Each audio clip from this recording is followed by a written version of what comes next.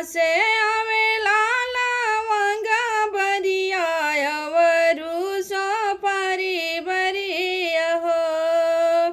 कहाँ मासे आवेला लवंगा बरिया वरु सोपारी बरिया हो।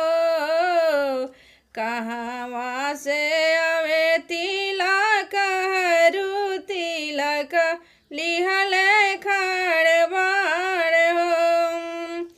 पूर्व से आवेला लवंगा बरिया पूर्व से सोपारी बरिया हो। पूर्व से आवेला लवंगा बरिया वरु सोपारी बरिया हो। पश्चिमा से आवे तिलक हरू तिलक लिहले खड़ानु हो। पश्चिमा से आवे तिलक हरू तिलक लिहले